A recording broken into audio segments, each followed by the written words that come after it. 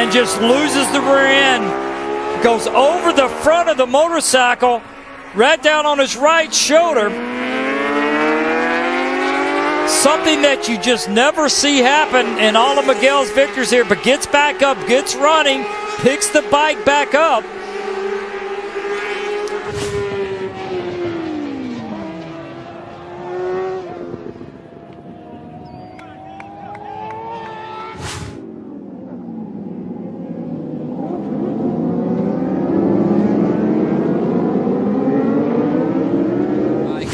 Backing that thing out on that Kawasaki. Look at JD. Oh, and down goes another one of the BMWs. Is that Toy?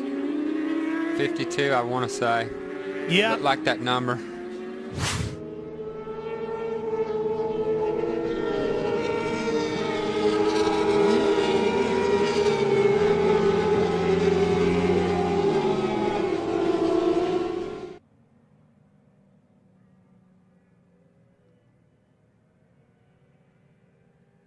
Up about that, and then some rather unsavory scenes. Unfortunately, Larry Pegram went down and took out Chris Perez.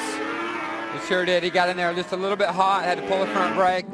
Well, nothing he could do about it at that point. And poor Chris Perez just was at the wrong place at the wrong time. And both BMW riders.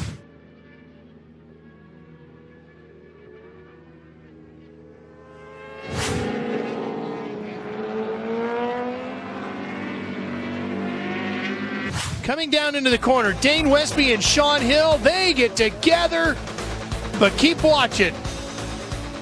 There comes Santiago Villa. Now let's take a look at this in slow motion. Again, you see Westby and Hill dealing with the rider on the inside. That's Santiago Villa way back in the distance. Not sure what happened to him or what caused him to come flying into the gravel here. I think Dane just got in there, you know, and maybe misjudged it just a touch or that.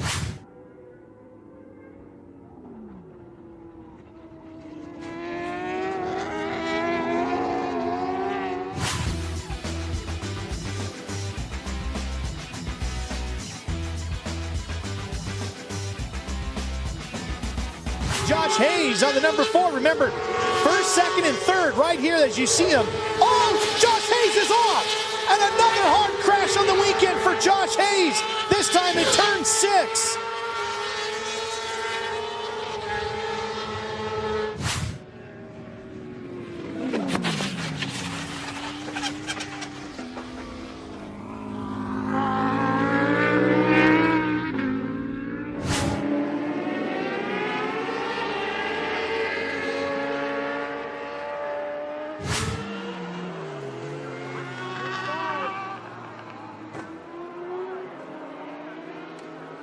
Trounson comes in a little too hot, and the victim of that one was not only himself, but attacked Kawasaki's Eric Bostrom. Yeah, unfortunate for Eric, but it looks like they've been able to repair that bike and get him back out there. Jamie goes down. He's gone. Hacking is gone, and someone went right over the top. I think that was Jeff May. Huge crash on the front straight. And Hacking alerting the riders coming through in this massive field. To the bike, and look how he almost saved it.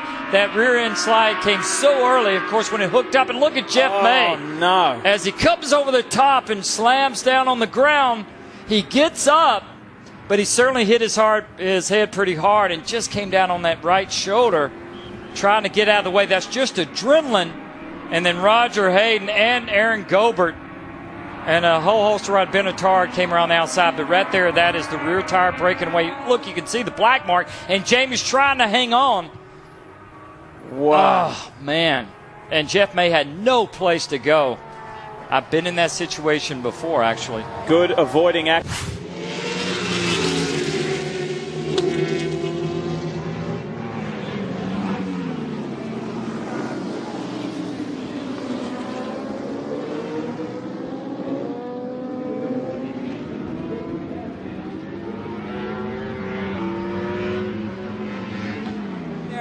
This is going to get really close right here. JDB's got a good run back there in the back.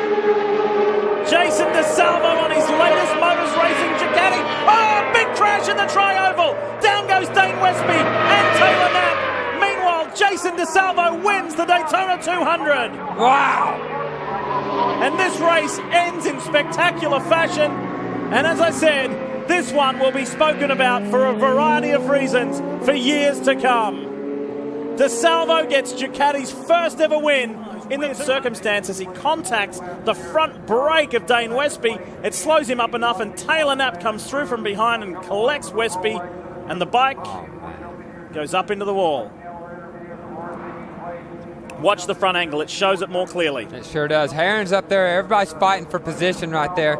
He's up high, and he's thinking, I got to get back down, man. I got to get back down and get the draft off the 40 and the 57 is exactly what he's thinking. And when he makes that move down, his elbow, right, as you'll see there, touches the front brake.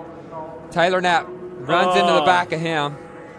And, man, these two guys go for the ride of their life. And both of them jump up and walk away. How lucky was 291 Scott Decker, who saw it all happening in front of him.